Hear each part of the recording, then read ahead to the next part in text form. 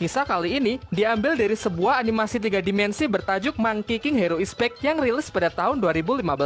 Yang membuat film ini berbeda dari film Wukong sebelumnya, ya selain mengusung animasi 3D, plot cerita di dalamnya juga sangat orisinil. Cerita dimulai oleh seorang pria yang tengah menceritakan mengenai kisah sang kerasakti bernama Sun Wukong. Sendirian, Wukong bertempur melawan kerajaan langit. Kendati demikian, tidak ada satupun dewa yang mampu mengalahkannya karena kekuatan Wukong yang sangat luar biasa.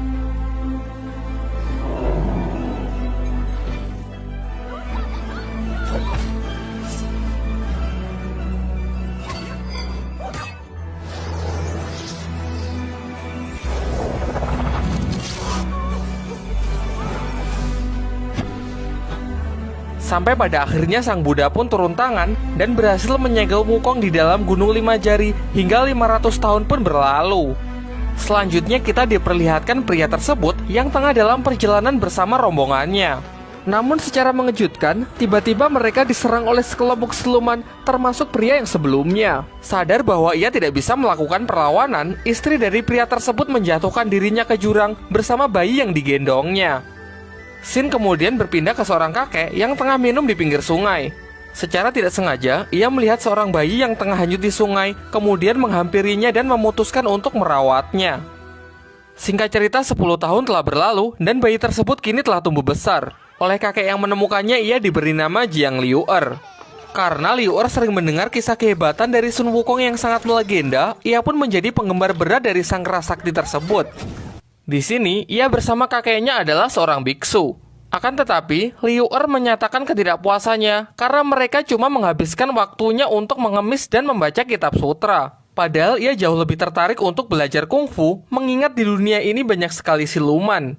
Namun sang kakek langsung memukulnya dan menyuruhnya untuk fokus saja menjadi biksu. Tak lama setelah itu, tiba-tiba sekelompok siluman menyerang desa mereka. Dengan brutal, siluman-siluman ini menyerang warga desa dan menculik para anak-anak. Ketika salah seekor siluman mencoba membawa lari seorang bayi perempuan, untunglah Liu'er datang untuk menyelamatkannya. Begitu ada kesempatan, Liu'er langsung mengamankan bayi tersebut, sehingga kini para siluman pun mengejarnya. Hal ini membuat ia berpisah dengan sang kakek, karena ia harus mencari tempat yang aman untuk berlindung.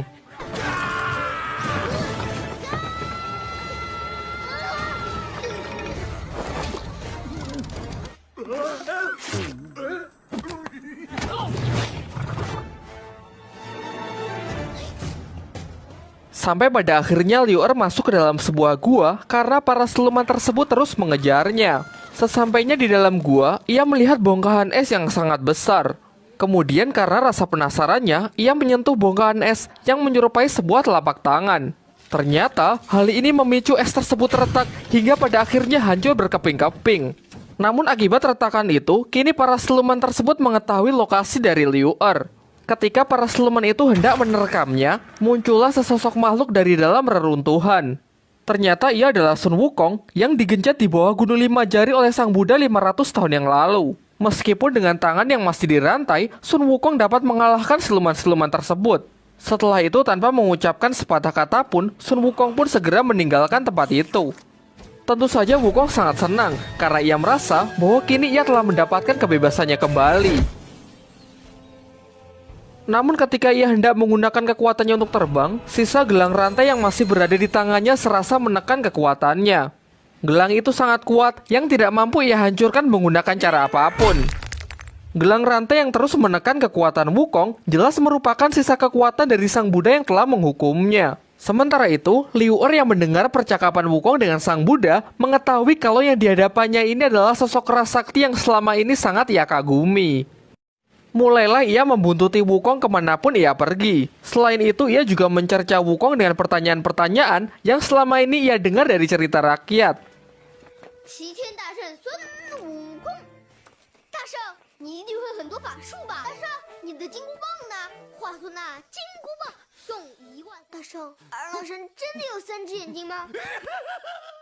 Tiba-tiba, mereka diserang oleh Dewa Batu yang memang diutus sang Buddha untuk menjaga tempat Sun Wukong. Meskipun di hadapannya adalah Sun Wukong, namun Dewa Batu sama sekali tidak takut karena ia mengetahui bahwa gelang yang di tangan Sun Wukong itu masih menekan kekuatannya.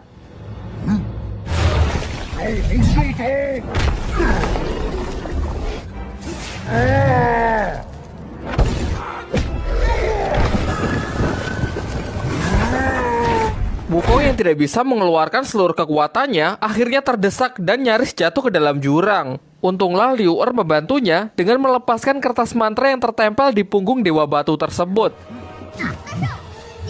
Dewa Batu yang hancur berkeping-keping jatuh ke dalam jurang, namun sayangnya Liu Er juga jatuh bersamanya.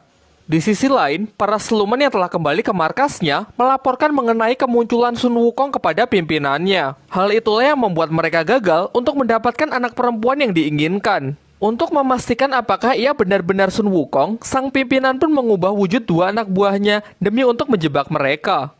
Kembali ke tempat Liu Er, ia yang sebelumnya terjatuh ternyata berhasil diselamatkan oleh Wukong.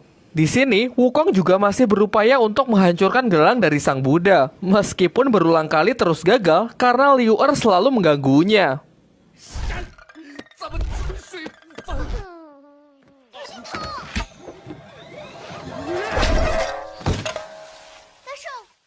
Tiba-tiba, Liu Er merasa kalau ada orang yang sedang mengawasinya.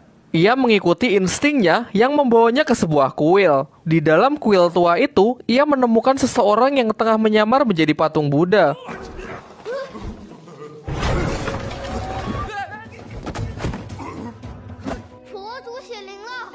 Setelah keluar, ia mencoba menakuti Wukong dengan membaca mantra. Namun tiba-tiba, orang tersebut malah berubah wujud menjadi seekor siluman babi. Selain itu, ia juga tidak percaya kalau yang dihadapannya ini adalah sang kerasakti Sun Wukong. Dengan penuh percaya diri, ia pun langsung menantangnya untuk Baiwan. Meskipun tanpa kekuatan penuhnya, Wukong dapat mengalahkannya dengan mudah. Dari sini akhirnya diketahui bahwa siluman babi itu dulunya adalah Jenderal Tianfeng yang dikalahkan Sun Wukong 500 tahun yang lalu ketika ia mengacaukan kayangan. Ia terlempar hingga jatuh ke kandang babi yang membuatnya juga berubah menjadi babi. Sejak mereka bertemu, Jenderal Tianfeng pun selalu mengikuti Wukong dan Liu Er kemanapun mereka pergi.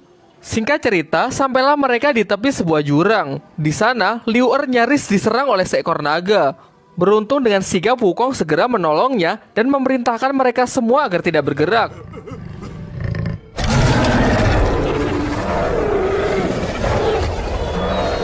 Tidak lama setelah itu, akhirnya naga itu pun meninggalkan mereka. Namun kemudian Wukong memarahi Liu Er karena telah mengusik sang naga yang dapat membahayakan keselamatannya sendiri. Dan karena masih merasa kesal, Wukong pun langsung menarik telinga Tianfeng dan berniat untuk menjatuhkannya ke dalam jurang sebagai makanan dari monster naga. Tiba-tiba sang monster naga muncul kembali, namun kali ini ia tidak melakukan penyerangan dan langsung pergi meninggalkan mereka. Dengan menyaksikan sang naga yang sedang terbang bebas di angkasa, Wukong pun menjelaskan arti kebebasan yang sesungguhnya kepada mereka. Setelah menyelesaikan pidato singkatnya, Wukong pun memutuskan untuk mengantarkan Liu Er dan gadis kecil itu untuk kembali pulang. Di sisi lain, sang kakek ternyata masih hidup dan kini berkelana untuk mencari keberadaan Liu Er. Kembali ke tempat Liu Er, karena hari sudah menjelang malam, mereka pun memutuskan untuk berhenti di sebuah penginapan. Dan tentu saja, penginapan ini adalah jebakan dari para siluman yang sebelumnya telah menyamar menjadi manusia. Meskipun Liu Er dan Jenderal Tianfeng tidak menyadarinya, namun Sun Wukong tidak sedikit pun menurunkan kewaspadaannya. Singkat cerita, mereka pun sepakat untuk menginap karena memang hari sudah larut malam. Sebelum tidur, Liu Er berjanji kepada Wukong bahwa nanti ketika ia kembali, ia akan lebih serius dalam mendalami ajaran Buddha. Kemudian ia akan memohon kepada sang Buddha agar kekuatan Wukong bisa dikembalikan.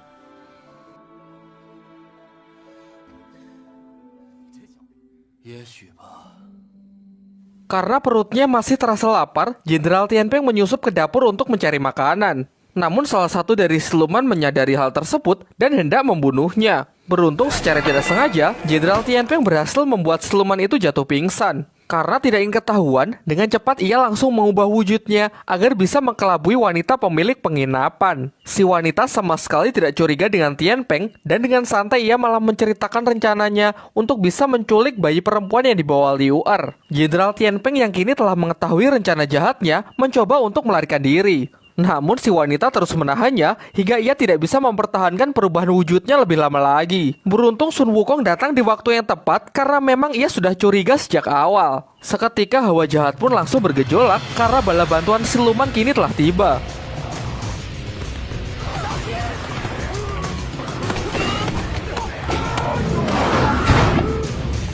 Di saat Wukong disibukkan oleh para siluman, si wanita siluman memanfaatkan kesempatan ini untuk pergi menemui Liu Er, berniat merampas bayi perempuan yang ia bawa. Wukong yang menyadari hal itu, kemudian memerintahkan Tian Peng untuk pergi melindungi Liu Er.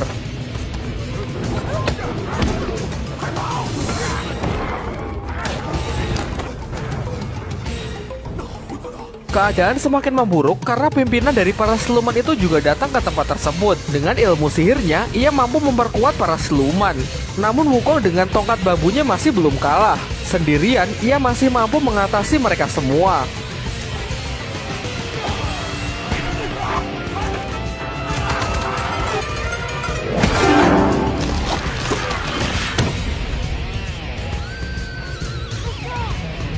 Ketika mereka berpikir sudah berhasil melarikan diri, pemimpin dari para siluman itu datang untuk menculik bayi perempuan yang dibawa Liu Er.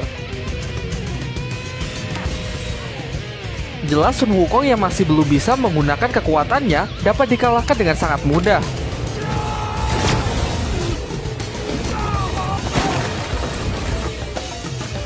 Setelah mendapatkan apa yang ia inginkan, pemimpin dari para siluman itu pergi untuk melanjutkan tujuannya. Meskipun kapal mereka telah dihancurkan, beruntung mereka semua berhasil selamat. Liu Er yang telah tersadar mengajak Wukong untuk pergi menyelamatkan anak perempuan yang diculik para siluman itu. Namun Wukong menolak dengan mengatakan kalau itu bukanlah urusannya. Ia merasa sama sekali tidak punya tanggung jawab untuk pergi menyelamatkan siapapun. Sampai pada akhirnya Liu Er pun pergi sendirian untuk menyelamatkan bayi perempuan itu. Tentu sebenarnya Wukong ingin sekali pergi menyelamatkannya, namun dengan kekuatannya yang sekarang, ia merasa bahwa ia tidak akan bisa melakukan apa-apa. Di tengah keputusasaannya, Liu Er melihat beberapa siluman yang sedang menuju markasnya. Secara diam-diam ia pun mengikutinya dan berharap bisa tiba di tempat bayi perempuannya diculik.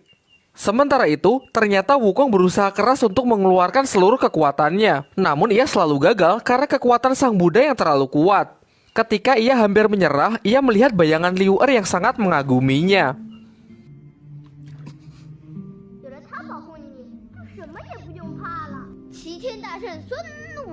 Ia pun juga mengingat mengenai kejayaannya di masa lalu, di mana tidak ada satupun dewa maupun siluman yang mampu menandinginya. Kini Wukong pun berhasil bangkit dan mengajak Tian Peng untuk pergi menyusul Liu Er.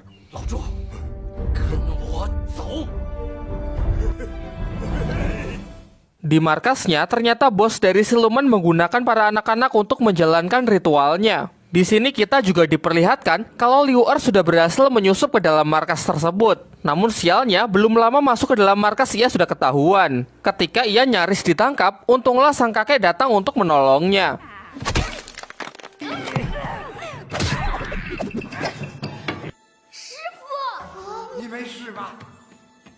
Di sana mereka berdua nyaris terjatuh, untunglah mereka terjatuh di atas kurungan anak-anak.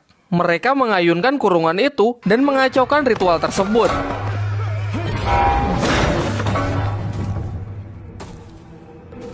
Tentu hal ini membuat pimpinan dari para siluman itu marah dan bertanya kepada Liu Er di manakah Sun Wukong. Karena ia yakin bahwa Sun Wukonglah dalang dibalik semua kekacauan ini. Ketika Liu Er hampir dibunuh, untunglah Wukong bersama Tian Peng datang dengan menaiki monster naga.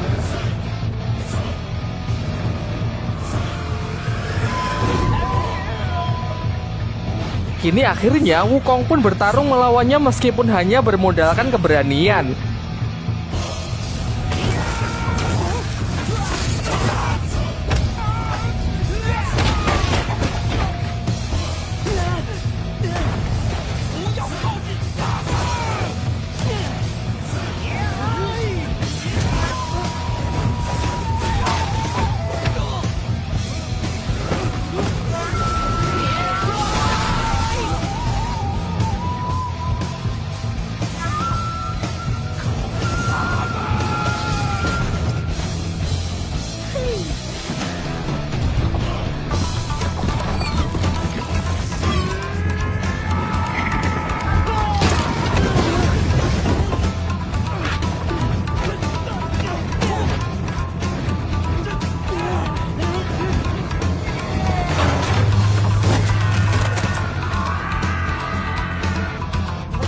Ketika Wukong dan Liu Er merasa sudah menang karena sang pemimpin siluman telah terjatuh ke dalam jurang, terjadilah gerhana matahari total yang membuat bangkitnya monster di dalam dirinya. Akibatnya ia mengamuk dan menyerang Liu Er secara membabi buta.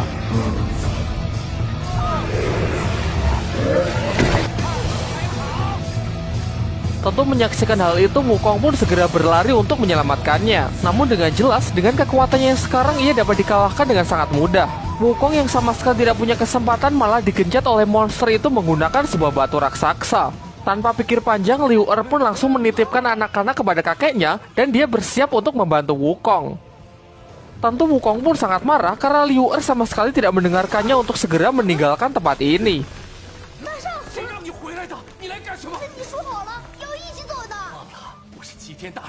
Tanpa mendengarkan peringatan dari Wukong, Liu Er pun langsung mencabut sebuah kayu dan berusaha untuk melawan sang monster. Pada awalnya, ia cukup sukses untuk mengalihkan perhatian monster itu agar Wukong dapat selamat. Namun keadaan menjadi semakin memburuk karena monster itu dengan cepat menyerang Liu Er. Dan ketika Wukong terbebas, ia pun sudah terlambat karena monster itu telah menghancurkan tebing di mana Liu Er berpijak.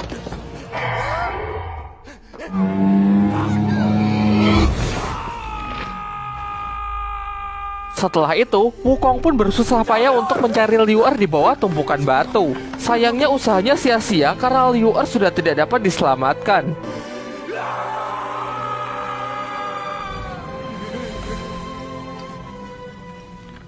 Hal ini memicu emosi Wukong yang sangat tinggi yang memaksanya mengeluarkan seluruh kekuatannya. Kini segel sang Buddha yang berada di tangannya pun hancur yang membuatnya bisa menggunakan seluruh kekuatannya kembali.